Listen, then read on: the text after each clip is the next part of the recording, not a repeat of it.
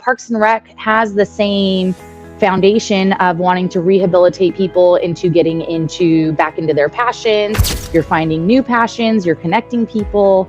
I know that we all want to win. Some of my most important life lessons growing up were learned on that basketball court, because you learn how to lose gracefully. You learn how to make mistakes, persevere through them, because the clock on the court doesn't stop, neither does the game. So you just kind of got to shake it off and keep going. Welcome to the Daily Parks and Rec Show Leadership Series, hosted by Craig LeBlanc, founder of DPRS Media Network, where we spotlight the visionary leaders shaping the future of parks and recreation.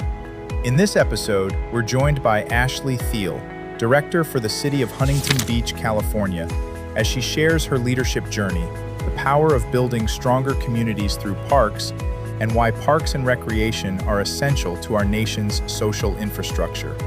Get ready for inspiring stories, practical insights, and innovative ideas that are empowering the next generation of leaders. Let's dive in. All right, we are live again. This is Craig LeBlanc with the Daily Parks and Rec Show, DPRS Media Network. This is the Leadership Series, every Monday, actually Monday through Friday, where we highlight the careers of Parks and Rec professionals. We have a special guest today, Ashley Theel from Huntington Beach, California. She's got a special little visual to show us. Wait till you see her office. Y'all are going to go want to work for Huntington Beach. That she's going to be able to show us. It's going to be a real background, not a fake background. But let me go ahead and brag on the shows coming up. First of all, big shout out to everybody. We just recently crossed the 600th episode. This is our 605th episode. So hats off to all the Parks and Rec professionals that have come on our show to share their stories, to share their why they've chosen Parks and Rec as a career path and what it means to them. And what they're doing in building out what we're now starting to label. This is a new term that we're kind of coining, the social infrastructure. And so Parks and Rec really is here to build out the social infrastructure. And when I say infrastructure, we're talking about real infrastructure. We're talking about land, parks, green spaces, community centers, senior centers. This is like brick and mortar infrastructure. And I don't think we highlight enough that when we talk about essential services, we have started to speak a lot more about the services that Parks and Rec provide, and that it's absolutely essential, and we don't need to be shutting it down when we have a crisis in our country. But also the infrastructure. These are like legit trillions of dollars worth of real estate under management, tens of trillions of dollars. Imagine if you had to go put a price tag on the park land of America. These are some of the 100-year-old legacy parks that have beautiful trees and parks that have been part of our communities really since the beginning of the country. And the Parks and Rec professionals are in charge of managing, operating, building this infrastructure. And on top of that, inside of that, they run all these beautiful, great programs, special events, you name it. And this is where we build connection within our community. And so we're going to be pumping out that content a lot more about the social infrastructure that Parks and Rec professionals are in charge of.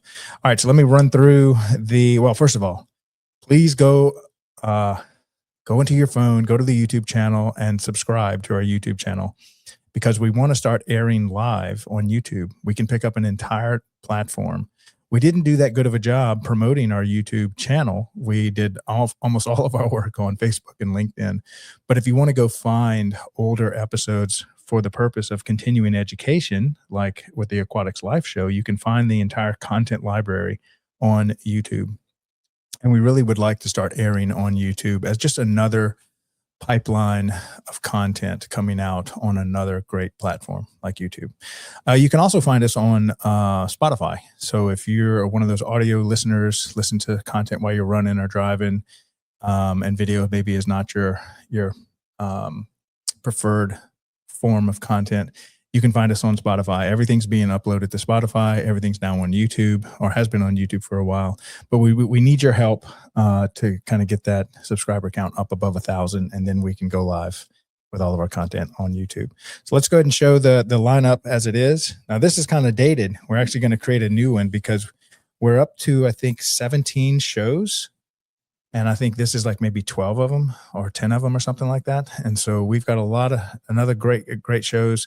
I'll talk about the 12 noontime slot, which is what you're on right now. So 12 noon, we highlight the leaders of Parks and Rec. That's why we call this the leadership series. And Papa J does basically a Friday version, kind of a fun social version of highlighting the careers of leaders in Parks and Rec. And so at 12 noon every day, Eastern time, you can meet the leaders of Parks and Rec. Then at the 1:30 time slot, which is actually, we're going to move this to 1 o'clock, we have all our different shows. So we have the Youth Sports Mastery Show with Aaron Locks on Tuesdays and Thursdays, where we talk about rec sports. We have On the Front Line on Tuesdays, which we talk about the military rec show with John Prue. We have our Technology Mondays, where we're talking about technology, both on the hardware and the software side.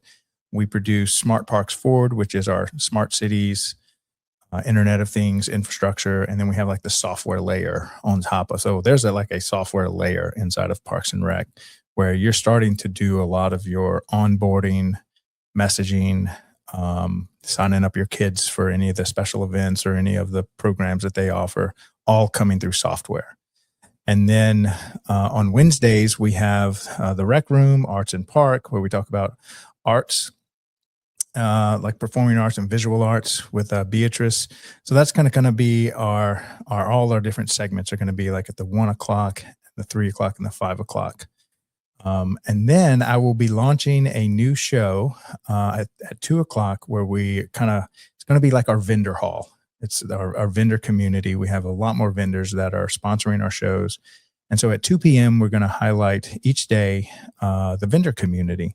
And so all this is kind of rolling out, as I think we're terming as a team. This is the 3.0 version of DPRS. The first was just kind of like, let's launch the concept, build the community, see if we can get this thing going. Number 2 is where version 2 is where we're adding the shows, getting the show hosts, producing the segmented content. And then version 3 is where we kind of just expand across all the networks and have much more programming. So that's kind of the lineup there. All right, so let's go ahead and get to our show guest. We're going to run a transition real quick. I promise you we have a new one coming up with all the different shows.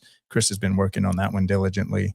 And then we're going to highlight one of our shows, Smart Parks, which is Dave Ramirez's show, where we talk about the infrastructure and smart cities. And so we'll run those two, and then we'll come right back and start our conversation with Ashley.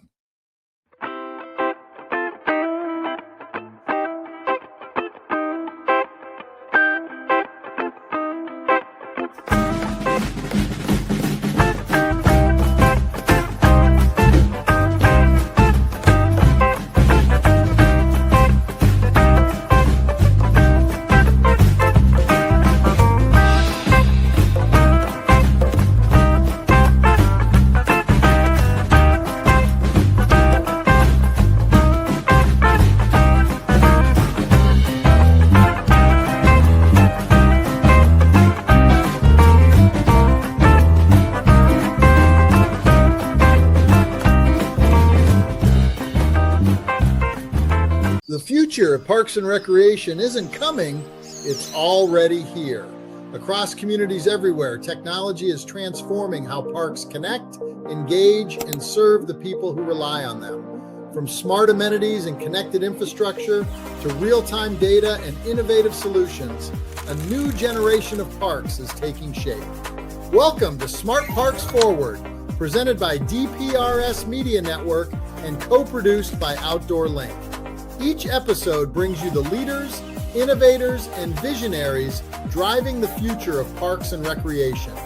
Discover groundbreaking ideas, real-world success stories, and the technologies helping agencies create safer, smarter, and more connected communities. Because great parks don't just improve spaces, they improve lives. The future is connected. The future is intelligent.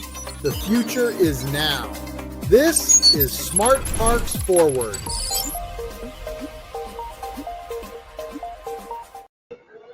All right, Ashley, welcome to the show. How's your weekend? Hello. The week is going good. We're definitely getting ready for America's 250th birthday here in Huntington Beach. So a little bit of a busy week, but also a great time in Huntington Beach. So we're busy, but busy is good here. Yeah. So show us your office space. Oh, sure. So I'm here at our Marine Safety Training Center, our Marine Safety headquarters. So just a quick little, you can see on this end, we've got our junior lifeguard program going.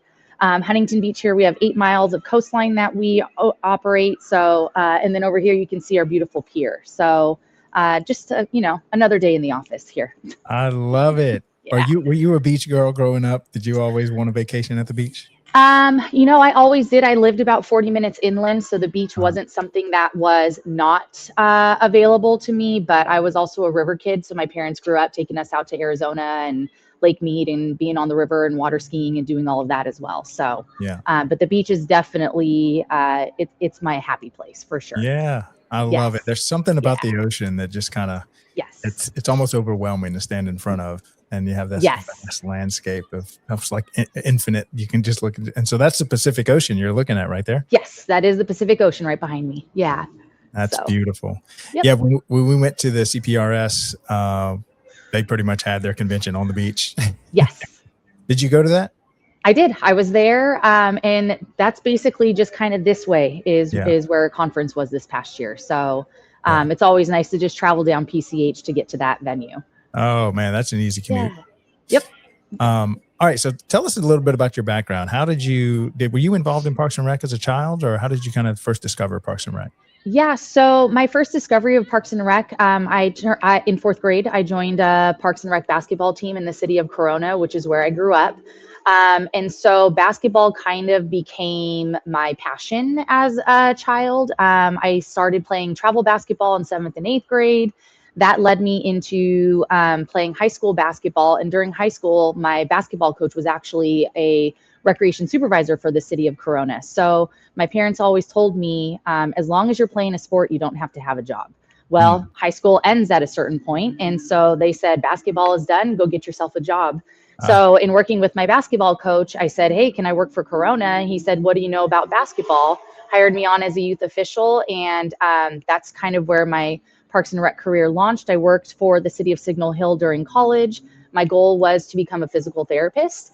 And in an anatomy class, they brought out a head on a tray because that's what we were studying that particular day. And that was the end of my dreams of becoming a physical therapist. A real head. Oh my God. So I kind of walked through campus with tears in my eyes, feeling like my dreams had been crushed. What next? No. Yeah. And then I kind of said, well, Parks and Rec has the same foundation of wanting to rehabilitate people into getting back into their passions. You're finding new passions, you're connecting people. So I shifted gears and changed my major to recreation and leisure studies, and the rest is history. Got my first full-time job with the city of Corona where I grew up, which was very special, 3 months after I graduated. Worked there for 14 years and then moved over to the city of Rancho Cucamonga, where I was a superintendent for 2.5 years. And then an opportunity opened up with the City of Huntington Beach, where I was brought on. I was offered the job March 13th of 2020, and we all know what happened shortly after that. Yep. So I came into the City of Huntington Beach as a manager right as COVID was really showing what COVID was all about. So, and I've been with the City of Corona the City of Huntington Beach since 2020, and I just celebrated my 3rd year as the director of the department. Wow, congratulations. Yes, thank you. Thank you. So let's go back to those officiating days. How long were you a sports official, and kind of help people understand what it's like in the life of a sports official? Well, the life of a sports official in the youth sports world at that time, being a high school kid, I don't think that people, especially the basketball coaches, quite knew just how much I knew about the sport, because it's really the only sport I had ever played. Mm-hmm. So I came in with a level of confidence and wanted to make sure that the games and the coaches were definitely being good leaders and examples to the kids. So that I did throw out a couple of technical fouls my first couple of games, and that established that I do know what I'm doing and that I expect our coaches to be positive. But other than that, so I was an official I was a youth official for basketball, and then transitioned into becoming a coach for our Parks and Recs teams. And then that just kind of led me into this other pathway of all of these other opportunities. And what's funny is Corona hired me as a youth official. And when I got promoted as a full-time employee in Corona, I went from the lowest paid part-time employee to the lowest paid full-time employee. So it's kind of a big jump when you look at their pay scale. But because I had been working all throughout college for the city of Signal Hill, they just never took me off of payroll. So it was kind of funny to watch them come in and go, and how long have you been working here? Like, well, this is my 5th year technically. So yeah. So what do you think of this new, I say new, the WNBA is finally starting to make a splash, and it seems like everybody is starting to, and maybe it's this whole Caitlin Clark phenomena that's coming in. She's just like a huge personality, but it's like you can tell there's drama going on, but it's like sometimes any news is good news. Good or bad, it's kind of I mean, it is unfortunate, you know, to your point, any news is good news, but I think Caitlin Clark is doing something for the sport that other women, unfortunately, up to this point have not been able to. And I know, you know, and just kind of watching from afar the WNBA, there has been a lot of questions about pay scales but also looking at it through the business lens. You've got to look at it through both lenses, right?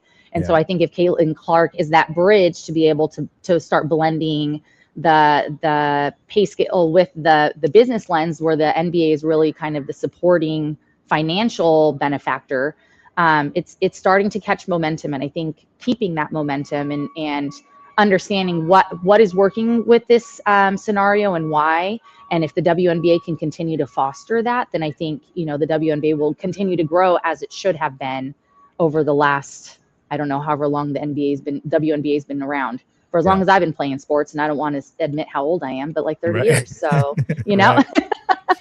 Well, I feel like, you know, the boys have always had like their Michael Jordan and, you know, their Magic Johnson and something that they kind of look up to. But I think until Caitlin came on, she actually, she's just reached a broader audience to where now you almost see like little girls having their Michael Jordan they kind of look up to. And so I'm waiting for like the next big star to kind of come up similar to her. Like who's the next Magic Johnson? Kind of like if she's the Michael Jordan, who's the next one? And you're just starting to see all these personalities and people are interested in it. Yeah. My Michael Jordan was Lisa Leslie as I was growing up. So, you know, I think every generation of girls has them. It's just what is the global impact that particular person is having. And I think Caitlin Clark is starting to do that for the WNBA for sure.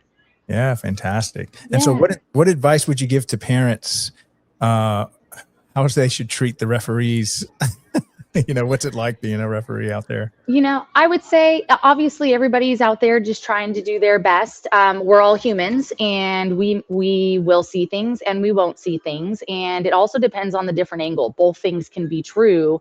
Unfortunately, the person with the whistle kind of has the highest level of authority.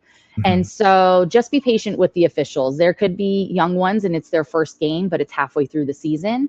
And there could be seasoned professionals who are just having a bad day and maybe they're not seeing everything. They had a terrible night's sleep, you know? So I think at the end of the day, if you can just remember, we're all human, we're trying to do the best that we can. We're also all as adults also supposed to be the best example to the youth that they're out there playing. And positivity goes a long way. I know that we all want to win, but some of my most important life lessons growing up were learned on that basketball court, because you learn how to lose gracefully. You learn how to make mistakes and persevere through them, because the clock on the court doesn't stop, neither does the game. So you've just kind of got to shake it off and keep going. So I would say for all of our youth sports parents, there's a lot of lessons being learned on that floor, and we want all of our kids to be all-stars. And I think the more that we can build them up and treat them as such, and help them learn gracefully from their mistakes. I mean, the number of basketball shots that I made on the wrong hoop, Wrong Way Wysocki was my nickname at one point. So, you know, but those are all things that you learn, like, oops, I did that again. So maybe next time I don't make that mistake. You know, so I think that there's just so much value to youth sports, and having been an athlete for most of my life, you know, it teaches you how to be a better adult.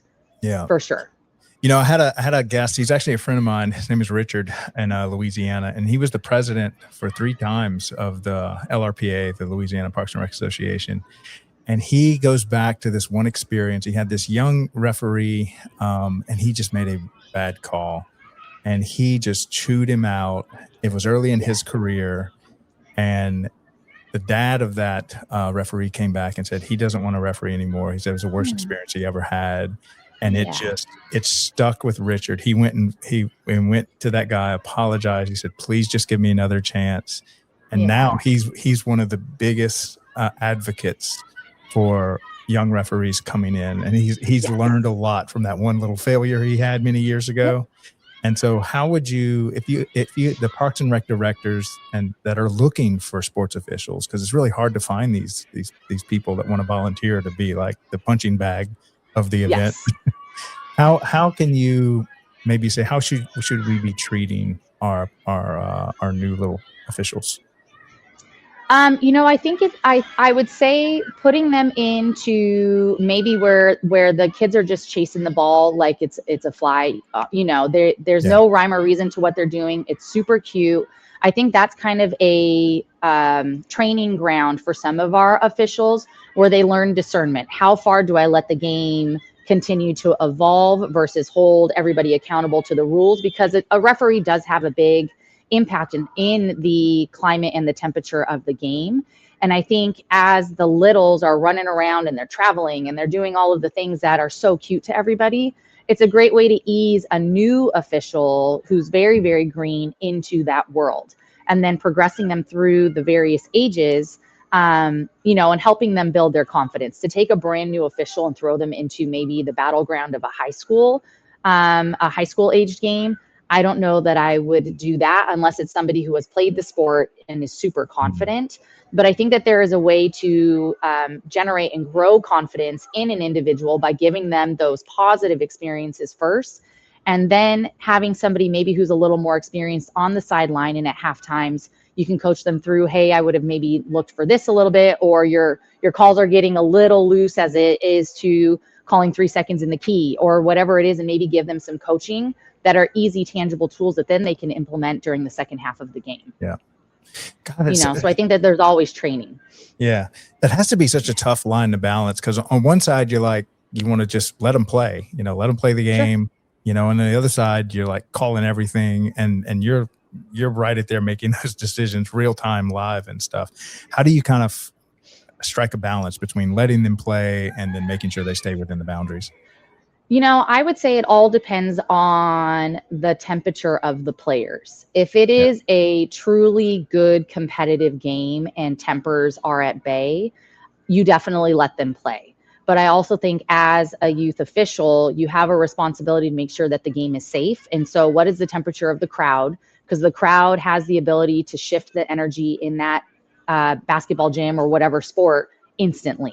So that's when I think as the energy starts to shift maybe towards a negative energy field, that's when you got to kind of start being a little more stringent with your calls, but also not to the point of now where you're completely controlling the game. So not only are you watching what's going on the court, but it's also watching the coaches, because the coaches can amp up their players. And as much as we want everybody to continue to be positive, we're all human. And at the end of the day, depending on the ages of the kids, they want to win.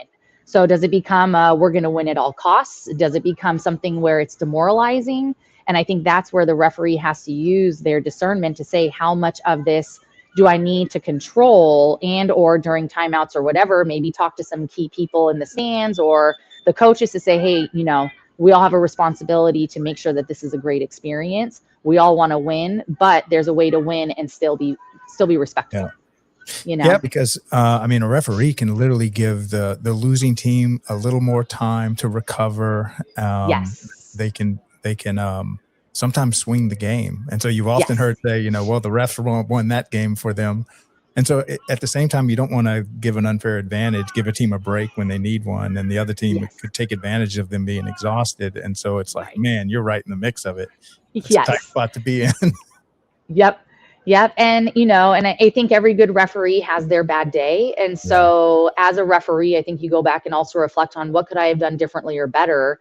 And the next time, because there will be a next time you're presented with a scenario like this, what do you do to make sure that your skills are a little more refined to make sure you're guiding that game in the right direction? You're not the end all be all of the game, but there is some level of understanding the competitive side of things and letting them play, because they're the ones who have the game to win or lose. Right. Right. So, yeah. Now, how has this it seems like there's some great life lessons embedded in that time of your life. Because essentially a director is kind of like a referee.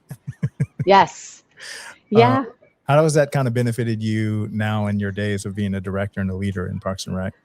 Yeah, so I would say, to your point, yes, I never equated myself as being a referee. I kind of looked at myself more as playing mental chess all the time. But similarly, I think a referee is playing mental chess. As a director of a department, this department is on the bigger end. We've got 56 full-time employees. We've got 79 parks. We inherited the library in 2020. And so there are a number of divisions. We have a beach parking campground and beach parking lots. So I think it's ensuring that you have a team that feels confident in making decisions. And what I always ask my team to do, I have 4 managers that I work directly with, is don't come to me with the problem unless you have some solutions to propose. I don't expect you to know all of the answers, but come to me and say, here's the problem that I have, and here's where I think we can go with this. And, there are decisions that maybe I would have made that I wouldn't have, or that they would have made that maybe I wouldn't have done it that way. But I also think that there are a million ways to solve problems. Yeah. And if they can get to the right solution, and maybe it took them a little bit longer, what I don't want to do is always, as the director, just give the answer, because somebody had to let me grow and figure out all of those ways to find the solution. So it wouldn't be a benefit to my team to do that for them as well. Yeah. And my previous director, he used to play a game with me and say, okay, here's the problem that I'm having. What would the director do?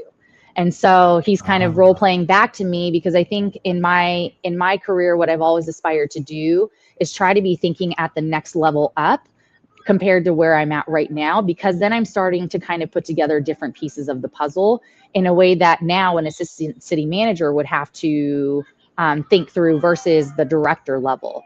But we are definitely in this city, we've got 7 council members who are very involved. The community is very involved. So it's not just being the director of the employees and the volunteers. It's also fielding all of those other bits and pieces of email feedback, direct feedback, everybody on Facebook who has their opinions of how things should go. So I know at the end of the day, I won't always make everyone happy, but my goal with my team is to always make the best decisions for the long-term success of Huntington Beach. And then also with my decision makers, I work at the direction of City Council, just like the rest of my team. So it's my responsibility to give them as much data and factual information as possible to give them the ability to make the decision that they feel is best as well. So I think in the same vein as a referee, as a director, you're neutral. You want to make sure that even if I have a personal opinion about something, my opinion doesn't necessarily matter in the moment. Is what is the city council going to direct us to do? And have I given them all of the information to consider before they make those decisions? And then helping the team also, because I think learning neutrality is definitely a very, very difficult lesson to learn. And as you're moving up through the ranks, I used to be very passionate about certain things. And now today I'm like, that passion isn't worth the hill to die on. So where are those things where you need to be passionate and have those closed doors conversations, hoping to make the impact behind the scenes? But then when you're out in front of the community, it's a unified front. I stand with City Council, I stand with my team, and having those coaching conversations behind the scenes to make sure we're all on the same page. Yeah. I love your background music there. That is. Oh, thank you. That is real time community. It is built. Yes, yes, it is. The laughs, the screams. Yes. I need to record that. That's Yeah. the background music of the Daily Parks and Rec Yeah. show. Hopefully it's not too loud. No, it's perfect. I love it. Yeah. I need to capture. But I think in recreation, we like chaos. So That's if I it. was in a quiet room, that would not work for me. That's it. So I like how you highlight that you encourage them to show up, not just with the problems, but the solutions, because really a director may or may not be aware of the problems you're facing, totally. but they're not facing the problems like the frontliners are. And Yes. so I think I've always been taught that the best place to discover the solution is the frontline people. And they're usually, because they're facing the problem every day, day in, day out, they may bring their problem to you, but really it's their problem that they have to go back and face. And so empowering them to come up with those solutions is, really just making them aware, say, you can probably come up with a better solution than me because you're staring at this problem every day, all day, and you're just bringing it to my attention. But how have you empowered your staff to really be the solution creators as well as discovering the problems? Yeah, so I think building that trust in the team is first and foremost. And so what I have done, a couple of different strategies that I've imparted. The former fire chief for Huntington, when I got promoted into the director level, I said, give me some words of wisdom because you've been at this for many, many more years than I have. And he said, here's what I do every few years. I put out a survey to the team and I say, I'm going to give everybody 15 to 30 minutes to just do a one-on-one with me, but I want you to answer 5 different questions. How long have you been with the city?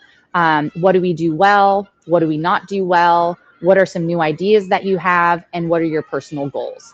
And he said, in doing that every few years, because for new employees, you don't always get those touch points with my city, everybody's spread across the city, right? So I don't get to see everybody every day unless they're in City Hall. And so I think being intentional about creating those opportunities for staff to feel comfortable with you is super important. And then when I walk in the door at one of our community centers that maybe I haven't been to in a month or so, there's not a necessity to stand up straighter because, oh no, now the director's here. What I've always told the team, and I tell them this frequently, if you have to stand up straighter because I've walked in the room, then I would question, what are you doing? Versus when I walk in the door, it should just be Ashley's here. And I also shouldn't all show up to facilities because I've got bad news to deliver or something critical to talk about. I should just be showing up and dropping in, and it's just part of the normal day-to-day.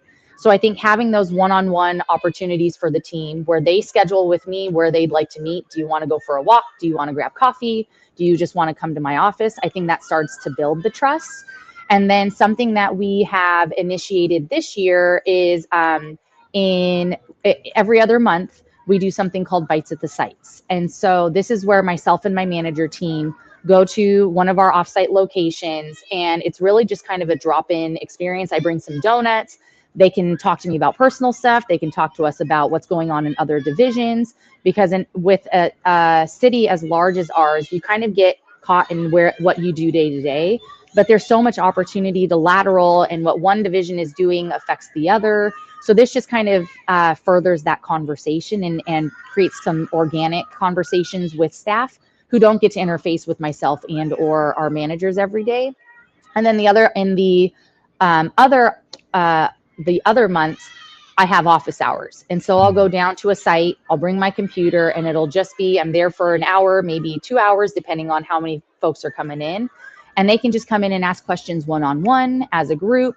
So I really think it's facilitating those opportunities for staff to come in and chat with me as many times as I can to build those relationships so that they do feel comfortable.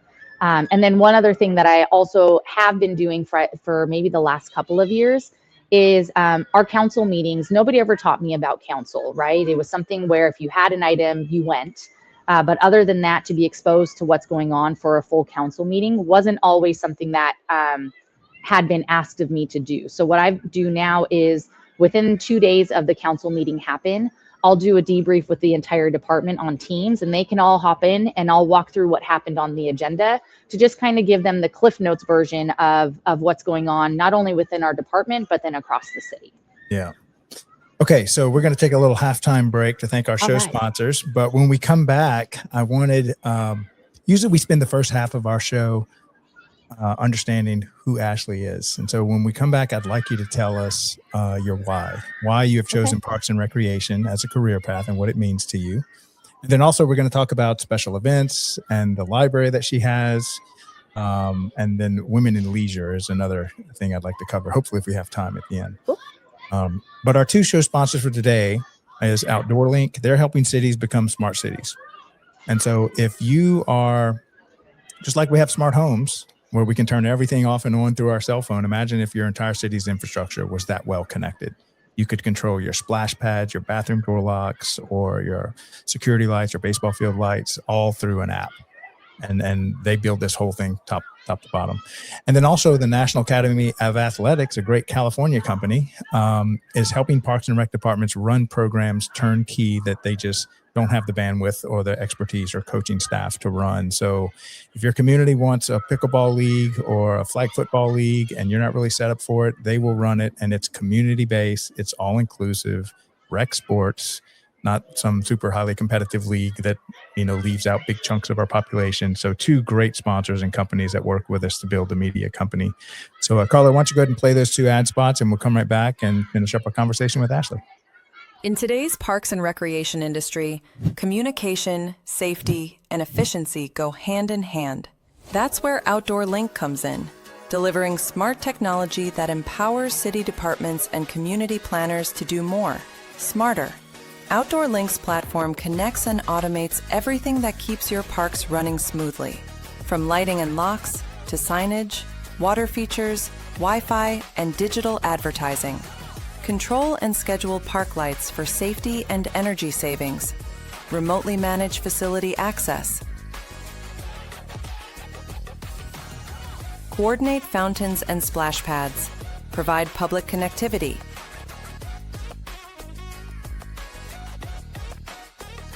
All from one simple, unified platform, giving you real-time control, data, and cost efficiency. For parks and recreation agencies, that means safer spaces, smarter resource use, faster responses, and stronger community engagement. And behind every great park story is great infrastructure. That's why Outdoor Link proudly supports DPRS Media Company, helping the Daily Parks and Rec Show amplify the voices of professionals shaping our communities every day. Outdoor Link, smart, connected solutions for parks, recreation, and beyond. They say it's just rec. Just rec, where kids learn to try again. Just rec, where confidence begins.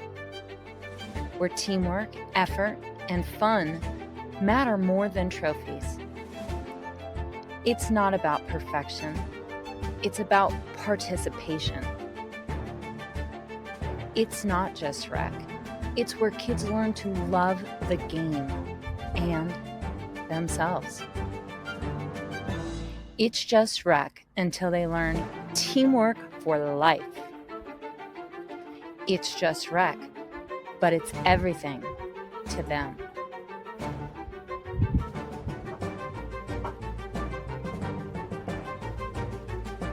It's more than rec. It's a movement. It's just rec until you realize it's shaping the next generation. Together, we're not just running programs. We're building a culture of confidence, connection, and community. Join us. All right. So what is your why? Why have you chosen this as a career path, and what does it mean to you? So I would say my why is every day getting to make the world a better place. Parks and Recreation is so special in that we offer spaces for literally any purpose that anybody may be seeking out. Our parks, they can be as active as we want them to be, but they can also be as passive as they want them to be. In my situation, we've also got a beautiful beachfront where every day there's some semblance of an activity going on, whether it's coordinated or individual. And across, I would say, not only the nation, but the world. And today celebrating National Parks and Recreation Month here on July 1st. And in California, we celebrate Parks Make Life Better Month. I just think it is a place for everybody, whether you have an individual need, a group need, or a way to invest in the social capital to strengthen your community. So it's a very, very special career path. And I always tell people that they have a choice when they choose what they do to recreate. And so we don't take it lightly here in Huntington Beach that people choose us often, because we do have other private operators who offer similar services. So to be able to have the opportunity to impact somebody's life from an infant all the way through their being a senior citizen, our department really has that ability to affect somebody's life for the entirety of their life. Yeah. Yeah. So very special. Yeah, I love that. And it kind of ties to one thing we had spoken about earlier in the show, where Parks and Rec professionals are really in charge of the social infrastructure. Yes. We also see that we are in charge of the programming and, running the festivals or putting on the events and stuff. But maybe speak about the actual infrastructure that y'all have to manage, build, and maintain throughout the years. It's a big chunk of what y'all do. And I would say it's probably the most hidden part of Parks and Rec. Everybody sees the little sports leagues and the coaches and the kids running around, but they don't often think about that whole gym that has to be built and maintained, or the beach fronts or the pools and all that kind of stuff. Maybe talk about how y'all are in charge of building and maintaining that social infrastructure. Sure. So I think on the beach, we're unique in that we have a team in public works called beach operations. And so when I visit other beach fronts, I am always so grateful for our beach ops team, because every night from midnight to 5 a.m., they're going through and combing Huntington Beach. So when you visit, there's not an ounce of trash. There is very little rocks. It's a smooth and the sand is level. So I think that extra touch gives Huntington Beach an even better beachfront opportunity. And when it comes to events on the beach right behind me, those are typically operated by third-party operators, but we require them to have ADA access. So when we have some of our larger events like the US Open, and we're hosting a 35,000 person concert in November called Darker Waves, or the air show, they are all required to maintain a ADA pathway to the event so that we are welcoming to everyone, regardless of their mobility needs. And then as far as our other facilities, Huntington Beach is an older city. We are getting ready for the semi-quincentennial on Saturday. We will be operating our 122nd consecutive parade in Huntington Beach. So the 4th of July, the 4th of July, this beach will be packed with just over 500,000, if not more, folks on Saturday. And so that infrastructure, like I mentioned, most of our big events are operated by third-party operators. But then across the community, we have other community setups where our programs and services division will set up events. We have a showmobile that we set up, and that's a mobile stage. At all of our facilities, we are aging. So our largest park in the city is just shy of 400 acres. That turned 50 2 years ago. So keeping up with that infrastructure, we're starting to see obviously irrigation needs, those things that are silent and underground that maybe the community doesn't realize. We're starting to have to figure out plans for that facility. Our library just turned 50 last year. And so that is a 110,000 square foot facility that was designed with the intention in our central park, which is our largest park, to bring the outdoors in. So that has a large fountain that kind of wraps around 3/4 of the outside of the facility. That has been empty for the last 10 years. And we just finally, this calendar year, were able to get the pools refilled. And so that is a integral part of the design because they reflect off of the building. And then we also have another Main Street library down in our downtown that is turning 75 in September. So to your point about the investment in the social capital, we've got a lot of very, very loved facilities. Senior Center is turning 10 this year. So I'd like to think that this generation of staff right now is kind of the milestone staff, where every year we're having to find a way to celebrate a park turning 50. We've got 4 parks turning 60 this year. And so how do we make sure that the parks and the facilities look and feel presentable and safe and welcoming, and continue to invest in our community in the way that the community expects? Yeah. I'm not sure if you know, we just launched a new show on Mondays at 3:00 Eastern time. We're picking one every week. We're picking one, we call it Legacy Parks, where we do like a documentary of like 100-year-old park that's just been serving their community. So maybe we can, I'll reach out to y'all and see if maybe we can help with one of y'all's parks. Definitely. Yeah. Our city gym and pool is a historic building as well. And that is in its 90s. So the pool itself is original. It survived a huge earthquake where everything around it crumbled. And during that time, they actually took the plywood and covered the pool itself. And that's where they taught school classes. So we just have a lot of history in all of our buildings. The basketball gym attached to that pool is all original wood. So it's just, and if anybody has seen the most recent White Men Can't Jump, the remake, it was actually filmed in City Gym and Pool here. No way. Yeah. So. All right. So this is going to be a tough question, I think, for anyone to answer. But I'm trying to help the community of viewers understand the scale and the scope just from a financial standpoint.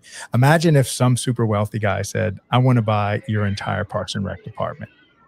If you just had to just throw it at a dartboard, what size would their check have to be to buy the beachfront property, the facilities, the aquatic centers? Because I don't think people understand the real estate portfolio that y'all are managing. Sure. I'm going to go with probably what everybody else has said. It's priceless, but, Right. But if I had to throw a dollar amount at it, understanding what it's costing us to work through rehabilitation of a few parks right now, I'd say you're closer to like, I don't know, 500 million and upwards. Yeah. The beach obviously is not for sale, but right. Yeah. Nobody's selling Central Park. No. Or 8 yeah. And actually, here in Huntington Beach, we do have an interesting citizen-led measure that came in the 90s where we cannot sell our park spaces without a vote of the people. So our park spaces are preserved. It is a little bit of, we are hamstringed in that we can't build infrastructure that is over a certain size or dollar amount. So it does make it a little more difficult to come up with new ideas. We don't have an aquatic center. That would have to go to a vote of the people. Our beautiful senior center that was built 10 years ago had to go to a vote of the people and actually passed 51-49. Yeah. So, but now you look at that building and you go, how could we have ever lived without it? So, so Measure C is what we call this. And it is something that is definitely great in that we will never lose our park space unless the people tell us, but to continue to improve the landscape makes it a little more difficult, and we've got to get creative. Yeah, and absolutely, this land is literally priceless, and oftentimes it doubles the real estate value of neighboring homes and businesses just because they're fighting to have that park front property. Any idea what it takes to actually just run this department year on year, and then what are y'all looking at spending over the next 5 or 10 years down the road? Sure. So our average annual budget is around $16 million. But then we also bring in about $25 million in revenue every year. So we are very fortunate to have the beach parking lot under this department, because we always joke in Huntington Beach, the parking lot prints money. And it truly does, so to have the ability to have that as a revenue stream. And then, we're no different than any other city in that we do have some financial concerns moving into the future. And we're constantly looking at what is the balance of charging people while also offering that community benefit. Parking is one of those places. PD had a need for a parking enforcement team, and they were looking to actually contract that out. And a wonderful senior supervisor here in the parking division said, let me have my chance to build a team. And so now we've got a part-time team who has, over this last year, I think brought in short of $5 million in parking citations. Wow. So, so we're just constantly looking at, as recreation professionals, we are jacks of all trades. Yeah. And so how do we help offset or augment or take on other roles that other departments may need us to help with? And I love that my team is constantly looking at what is the next great idea and how do we make it happen? Yeah. Now, I know cities a little bit larger than y'all's start to face sometimes an insurmountable mountain of deferred maintenance. How are y'all doing when it comes to keeping the parks up to date and stuff? We're there. We definitely have a ton of deferred maintenance ourselves. And so we look at opportunities for partnering with other organizations. Our volunteer base here in Huntington Beach is just phenomenal. And so are there opportunities to partner, public-private partnerships? Can we take an operator and bring them in with their semblance of capital and help reinvigorate a space? We may be looking at something in the very near future with our sports complex operators to really revitalize the 30-plus-year-old sports complex that really hasn't been given the love that it deserves. And our operators are really trying to make it Cooperstown West. Yes. So I think if you've got the right people with the right vision, this department doesn't have to do everything. We are conduits to making things happen. So if we can get the right people at the table who also want to invest long-term in our community, then we should be sitting down and having those conversations with them. Yeah. Yeah, because really, if the Parks and Rec director kind of positions themselves as the cheerleader for the public land, there are great commercial sponsors that live in this community that will invest if you can just kind of get the ball rolling. Yes, exactly. They'll pitch in. Yep. All right, so let's talk about this library. Tell us about how that came about and what has that meant to you and the community there. Sure. So this is the second time I've worked for a community and library services department. My first time was in Corona, where we merged departments when one of the directors retired. And so history always finds a way of repeating itself. So while I was here in Huntington during COVID, the library director retired, and the city manager told the director at the time, this is a great opportunity to bring together two similar but very different operations. And so how I see, we have as I mentioned, a central library that's 110,000 square feet. It's 51 years old now at this point. We've got another library on the National Historic Registry that's turning 75 this year. And then a couple of other, I'll call them very quaint libraries that are in need of a lot of love. One of them was an original real estate office for a neighborhood in the 70s, and we've maintained it as a library branch since then. So portable buildings, Huntington does a great job of really trying to make our infrastructure last. But this has been a team that has just been phenomenal. And I think at the time I was a manager when we merged, and then as the deputy director at the time, I was really responsible for overseeing the library operations. And so I think as a director, you're always faced with service delivery that you've never directly worked with or for. And it's important, again, to build that trust with your team to say, you guys are the subject matter experts. I'm here to look for what is going on out in the community. Are there ways that the library can help the bottom line and find some revenue generation? We've got a 300-person theater in our library, so that may be an opportunity to build up a season of sorts, because people love their entertainment here in Southern California. And so I think it's empowering the library team to make the best decisions. I don't need to know everything, but where I can join them and maybe be boots on the ground for a little bit and learn firsthand what it is that they're doing. If I can do those types of things in small doses, it gives me a firsthand experience and then helps me be a better decision maker at the level I'm sitting at right now. So, so the library is very special. It's very, very, very beloved here in Huntington Beach. And I do think, when we compare ourselves to some other library systems surrounding us, so many people come to Huntington Beach's library because of the design and the size and just the uniqueness of having indoor fountains and having live trees that when the library was built in 51 years ago, those trees are still the original trees today, the fig trees that we have. So, the fiddle leaf trees. Yeah. So it's just a remarkable place and the fountains were intentionally designed to provide the perfect humidity to keep books preserved. So there's so much science that went into the design of this library. And then, the library team, there are many of them, the longevity of our full and part-time staff at the library is just remarkable, because I think it's just such a special place. Yeah.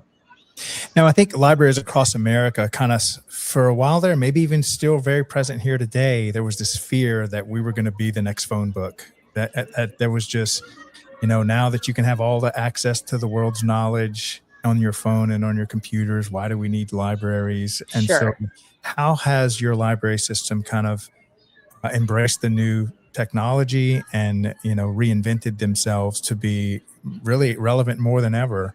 Because I think y'all have done a great job of kind of pushing past that. We're just going to be the phone book, libraries are going to close. Y'all have kind of done just the opposite. And now it's a treasure of your community. Yeah. So I would say, libraries, in my experience, are not the places, right? Because that's what you think of when you think of a library. Yeah. I would say Huntington Beach's library in particular is really more of a community center. They often call it the third place. So you have home, you have work, and then the library becomes that third neutral space for you to come in and study or read books or use our study rooms for group conferences or whatever the case is.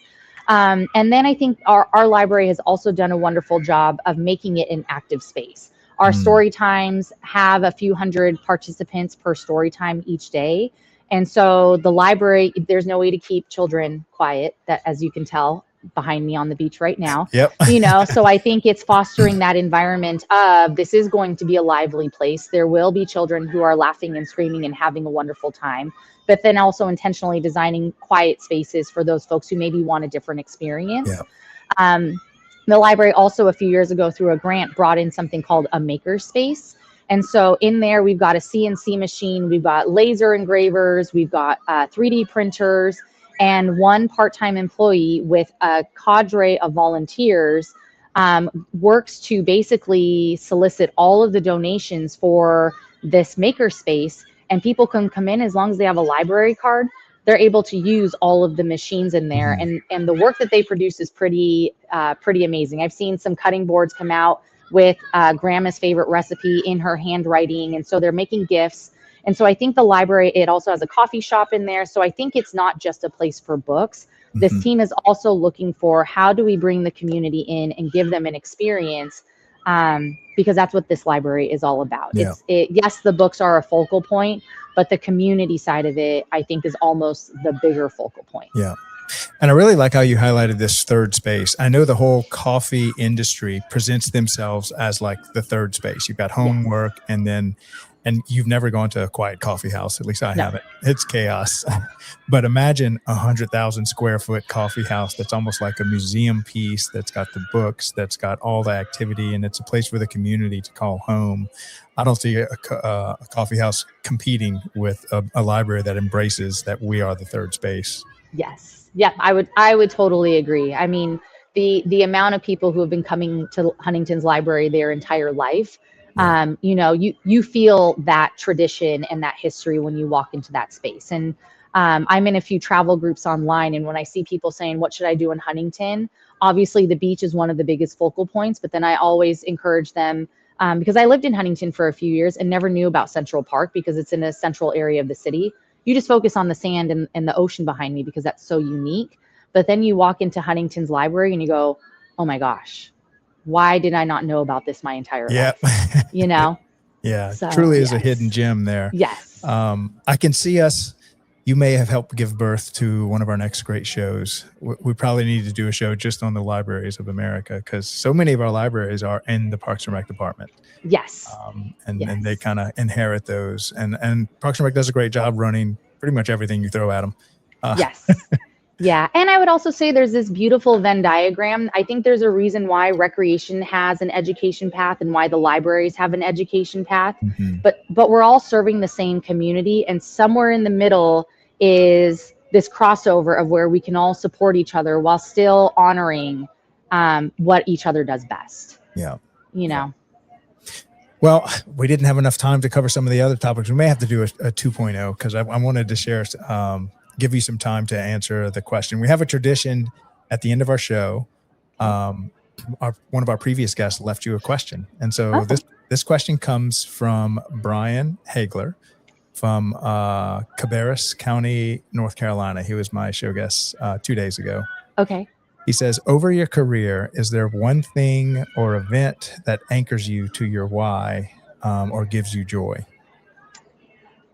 Wow. One career or event, or one event, or what was the one event, or? Like some kid, for him, it was like some elderly person that was, that had lost everything, was fighting isolation. Her family kind of abandoned her, and the senior center was all she had. And he came and saw she was sad and talked to her. And she told him all of this. And he's like, Craig, that was my why. It's like, this is why I'm doing this. And it has stuck with me for a decade. That was kind of his story. Got it. So I'll share a story of my part-time days when I was working for the city of Signal Hill. And I've always kind of had a knack with nonverbal communication. I'm very good, especially when working with kids. I don't need to tell them what they need to do. There's just been this look I've always given them. And that's what the kids called it back in the day, the look, Miss Ashley's look. And so I had a third grader who just kept bothering a sixth grader. And they would tell me about it. And I tried to, correct them in all the right ways. And then one day I was standing outside, and coming off of the top of the playground is the third grader holding his face, running into the community center. And then shortly behind him comes the sixth grader, looks at me, throws his hands in the air and says, "I get it. I'm in trouble, but it had to be done." And so it's something that just stuck with me, because sometimes things just need to escalate to that level for a lesson, unfortunately, to be learned.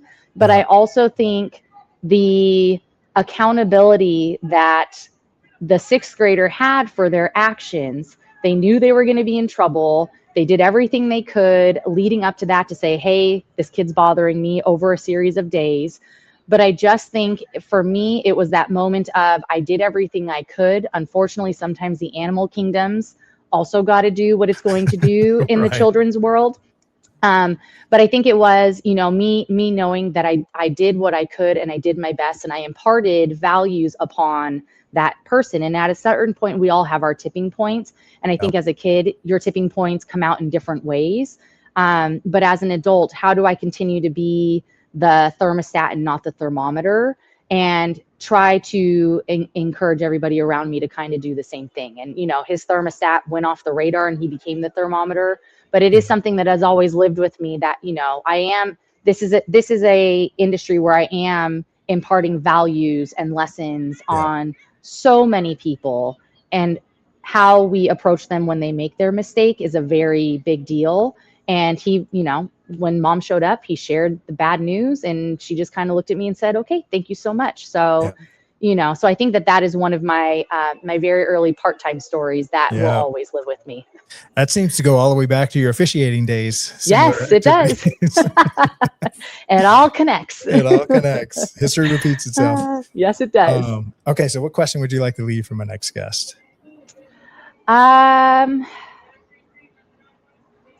My question would be, if you knew then what you know now, what would you tell your early career self? All right. Well, I got to know your answer to this one. Well, let me make sure I get it right. If you knew then what you know now, what would you tell your earlier self? Yes. What I would share with myself is, you're going to have good days and you're going to have bad days, but understanding that the good days will always outweigh the bad days. Figure out why the bad day was a bad day, and how do you make it a good day the next day? Because I would say 2 weekends ago, I was ready to throw it all out the window. But then you just got to give yourself time. And I think that's how life ebbs and flows, right? If everything was great, you'd never understand what a negative experience is. So how do you build on those negative experiences, and also condition yourself to build your coat of armor, where something that bothered me maybe as a coordinator, as a supervisor, is like a Tuesday now in my life. So just learning the lessons that you need to learn at the levels that you're at is super important. And don't try to promote so quickly that you haven't learned the bonehead decisions. Take the time, because I think we're in a world now where you want to move up so quickly. But there's also a level of joy that comes from spending the time at the role you get to spend your time at, because you get your whole life to deal with politics. So enjoy not being in the political world as a director for as long as you can. Wow. What a great question to be asking with the Pacific Ocean at your back. I'm thinking no one would ever think that I'm going to cross this ocean and there's going to be zero storms when I cross it. Totally. So the director kind of anticipates the storms are coming, and I need to be the calm in the storm, not the chaos, and adding to the chaos. Yes.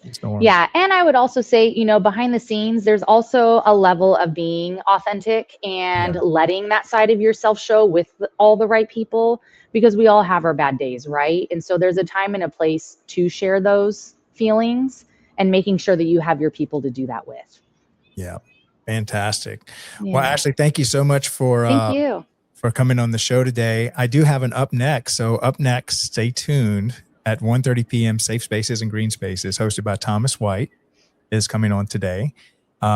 It's starting in about 30 minutes. And he has a special guest, Kevin Patterson and Horace Shivers. I'm sure they're going to talk about rec sports because I know Kevin. He's in charge. He's our athletic director at Henry County, Georgia. Nice. So thank you so much for coming on the show today and sharing your journey with us, and keep up the great work. And maybe we can schedule another episode just to highlight your library. I think that's just a great episode that we don't talk enough about. And I think y'all are doing it better than anyone I've ever heard. And that really is, I don't think the library should fear anything. They should just, maybe you can just email them your roadmap so that they can duplicate what y'all are doing over there. Fantastic. It's a place that's definitely deserving of being highlighted and celebrated. Yeah. Well, thank your staff for all of us here at DPRS Media. Y'all doing a great job, and y'all are setting a great example for the rest of the country. Awesome. Thank you so much. Yep. Have a great rest of your week. Thanks, Ashley. Thanks. You too. Bye-bye. All right. Wow, that was a great show. I'm going to ask Papa John to watch that show because I think that was, Ashley did such a great job, and I love all the points we covered. And we actually had a couple of other things I wanted to talk with her about, the Women in Leisure. She was have her speak on this. I think she was the president or national president of that. I don't want to misrepresent her, but maybe on our next show we can talk about that. And then hats off to all those directors that are running their libraries. I know, sometimes you can get into the doom and gloom of, are we relevant? Is rec sports still relevant? Is our library still relevant? Is our green spaces, or people kind of using other stuff? And I think when we highlight departments like Ashley and herself that they're running, she can definitely answer that question profoundly. Yes, you are absolutely relevant, and you can have your library or your aquatic center thrive in today's AI computer screen time world. And you can be that third space that the coffee houses are busy trying to capture. But really, I think the best, most robust, most established third space in America are the Parks and Rec departments and all the programs and facilities that they run and operate across America. And they have just some I don't even know how to describe them. They're aces like Ashley that are just, they have their heart in this, and they're seeing the impact that they're making. And it's not only changing the lives of their community, but it really is changing their lives. And that's why they choose this as a career path. It really is, to me, one of the most noble career paths that you could dedicate your life to. And it really gives a lot back to them. So thank you, Ashley. Thank your whole team for all that y'all are doing over there in Huntington Beach. Stay tuned. We have Thomas's show coming up, Safe Spaces and Green Spaces, one of our newest shows. And we'll see y'all here again tomorrow. Love you guys. Thanks a lot. Bye-bye. This episode is brought to you by SDSU's Sports MBA program. If you're passionate about sports and want to work in the women's sports industry, then this is the time to pay attention. SDSU's program is 12 months accelerated hands-on learning where students have actually gotten to work with teams like the San Diego Mojo, partnered with the Farmers Insurance Open, and visited headquarters like the Upper Deck or Callaway Golf. It's built for people who want to be in rooms like that. So if you're interested, deadlines are approaching. Learn more or apply with the links in the description. In the parks and recreation industry, attention is limited, but influence is everything. Every day, thousands of parks and recreation professionals make critical decisions. Decisions on infrastructure, programs, technology, and vendors. The question is your brand part of that conversation? DPRS Media Network was built to answer that question. We are a dedicated media ecosystem focused exclusively on the parks and recreation industry in the United States. Through a network of daily and weekly shows, we inform, connect, and influence this audience.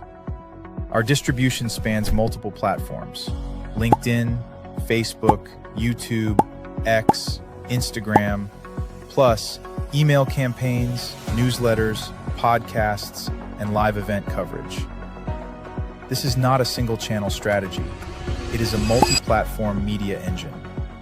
Today, our network reaches over 214,000 connections, including 51,000 on LinkedIn, 64,000 on Facebook, nearly 40,000 email subscribers, and thousands more across podcast and social platforms. While some audiences overlap, our true value is not just reach, it is relevance. We speak directly to parks and recreation directors, program managers, and industry leaders. An audience that is highly targeted and actively engaged.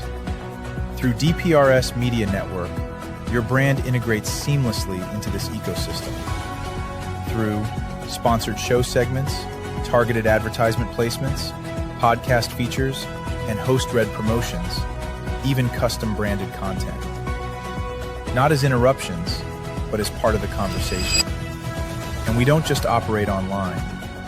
We attend over 15 major parks and recreation conventions each year, reaching more than 24,000 professionals in person. Through live shows, interviews, and on-site media coverage, we position our partners at the center of the industry.